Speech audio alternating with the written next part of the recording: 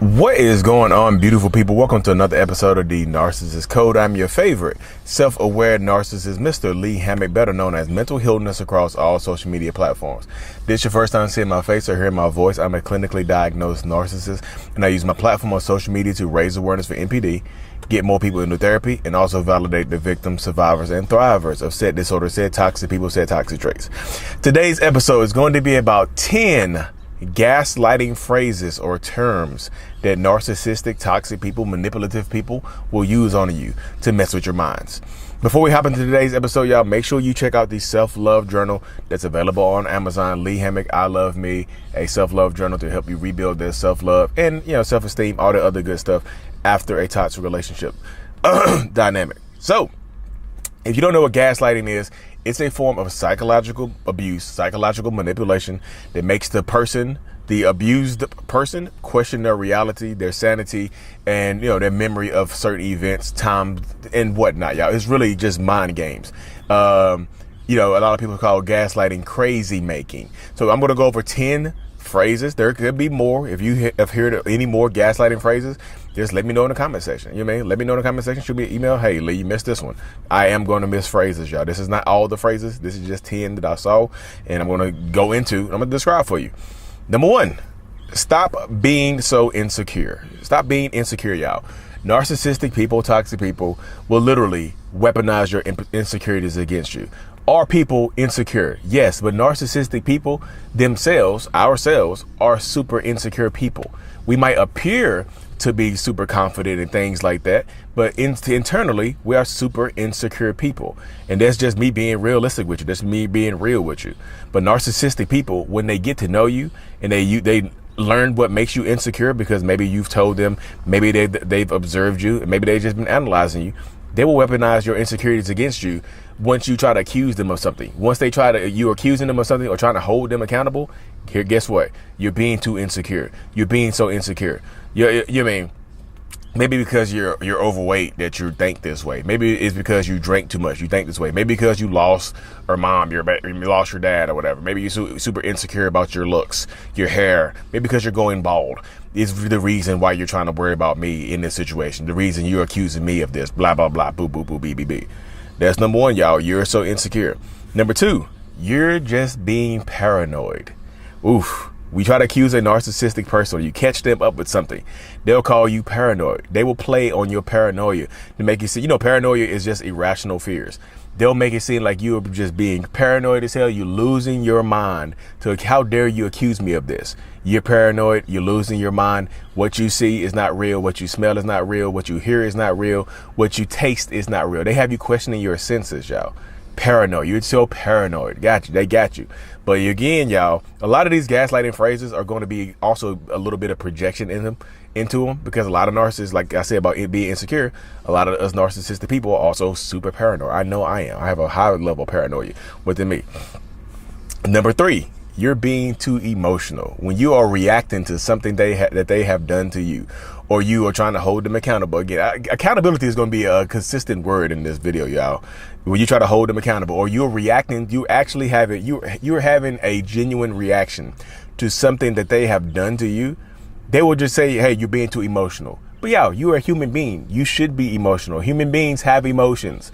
Narcissists have emotions. We just don't like to express them in a healthy way, or we don't know how to express them in a healthy way. The main emotion you see narcissistic people expressing is probably going to be rage or anger or something along those lines. So they'll just weaponize your emotional capacity. They'll use it against you to make you feel like you're going crazy. They'll use it against you to make you question your reality, or make you question what is actually going on. You know what I mean? You're being too emotional.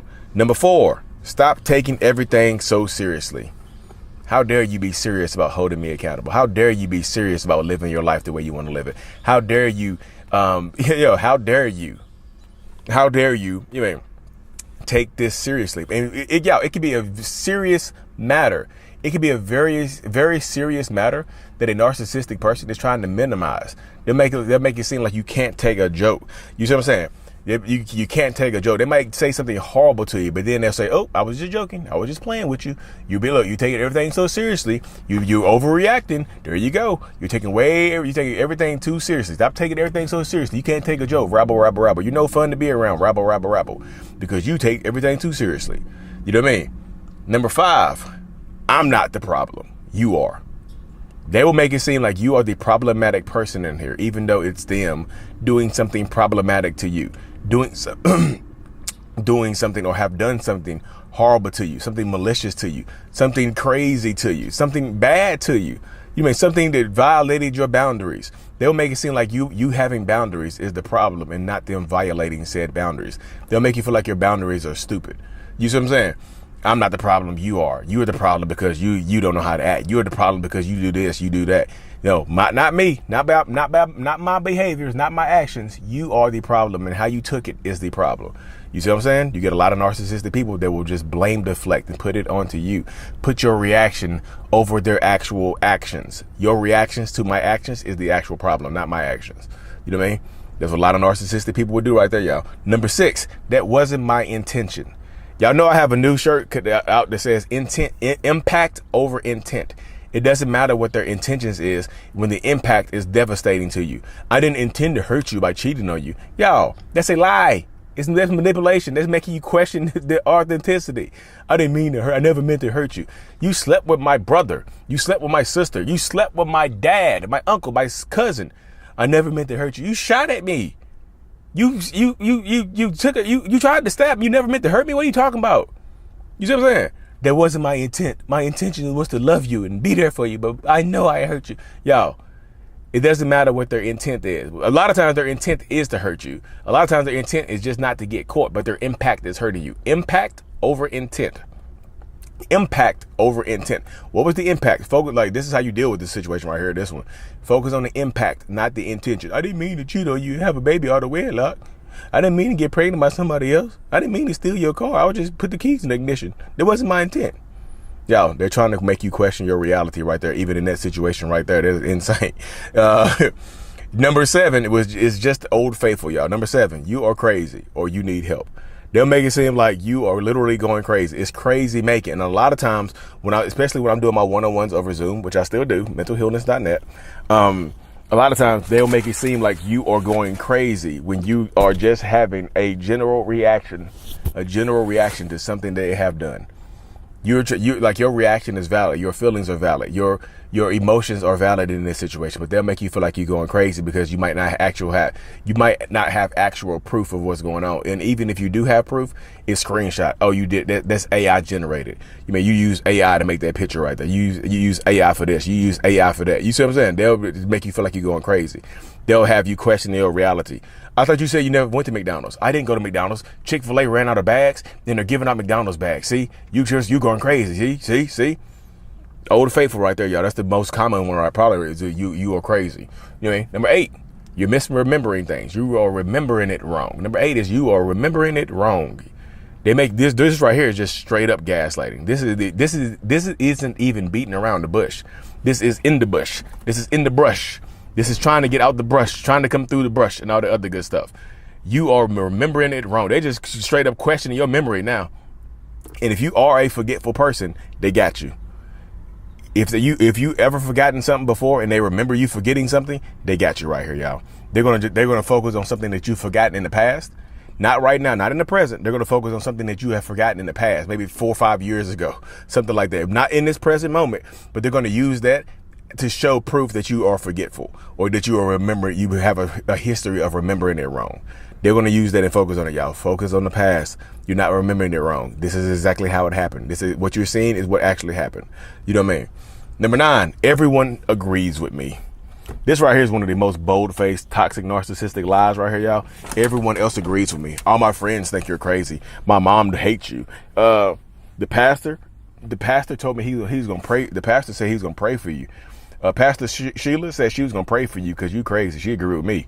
She know cheating ain't wrong. She know I put my hands on you because you deserved it. Everybody thinks you're crazy. Y'all, this is one of the most gaslighting statements because a lot of times narcissistic people even if they are telling their friends about you, they're not telling them the truth. You see what I'm saying? They're giving their friends one side of the story, and the side of the story that makes them look good, the side of the story that benefits them in some way, shape, or form, the side of the story that makes them feel good about themselves. You see what I'm saying? This happens quite a bit in these situations, y'all. This is one of those things that is going to keep happening in toxic relationship dynamics, where they just make it seem like their friends and family are against you, even if they might not be. Sometimes the friends and family are against you, y'all. Sometimes the friends and family don't like you, but a lot of times they haven't told the friends and family. They're just using that phrase to make it seem like that you are the issue. Like, my friends hate you. My family don't like you because of this, because of that. The family don't even know who you are sometimes. You know what I mean? But then the last statement, y'all, the coup de grace. Gaslighting isn't real. If you question them about gaslighting them, hey, stop gaslighting me, they'll make you seem like, they will absolutely use the term gaslighting isn't real on you. They'll make it seem like you're crazy and you made up the term gaslighting. It's like some psycho babble that you hear it on TikTok or Instagram or YouTube or something like that. Where did you get these terms from? Who are you watching? Turn off that Lee Hammock. He's crazy. Lee Hammock is not even real. He's not even a real narcissist. He's a fake narcissist. He's an AI generated narcissist. You see what I'm saying? They'll make it seem like I'm the problem, or whoever you're watching is the problem. They'll make it seem like gaslighting is something victims made up, or something that somebody made up to stay in victim mode, to blame somebody else for their own actions and their own consequences. Y'all, gaslighting is absolutely real. Don't let anybody convince you otherwise. You know what I mean? Because if they can convince you that gaslighting isn't real, they got you. Or that they're not gaslighting you. If they get you to question your reality and agree with them, they got you. Look, how to deal with gaslighting, there's another video coming up. I'm gonna give you the short version right here. Don't argue the truth. If you have evidence, if you have proof, trust your intuition. You don't, like I said, if you have it and you have witnesses, trust it. Don't argue the truth, y'all. Because when you start arguing the truth, because all of these right here, most of these terms and these phrases come from them trying to get you to argue the truth, trying to get you to argue reality, trying to get you to argue validity. Don't argue the truth. Don't argue validity. Don't argue for your fact that you remain in this life, y'all. But anyway, y'all, like I said, again, if you made it this far, leave a gas symbol or a flame in the comment section. I appreciate y'all. If y'all see me out here sweating, I'm in Knoxville, Tennessee right now for the next couple of days on the project. Like and subscribe for more. And as always, y'all, mental illness is out. Peace. Thank you so much for making it to the end of my video, y'all. I am truly eternally grateful for every single one of y'all that support the channel in any way, shape, or form. If you haven't already, make sure that you subscribe to the channel so that we can reach more people, to help more people. The self-love brand is available. I'm strong. I love me. It's a self-love brand. The self-love journal is available on Amazon as well to help you rebuild that self-love and identity, during the toxic relationship. Also, look into joining the channel memberships to get more behind the scenes perks and things like that, y'all. Thank you so much for your support. Thank you.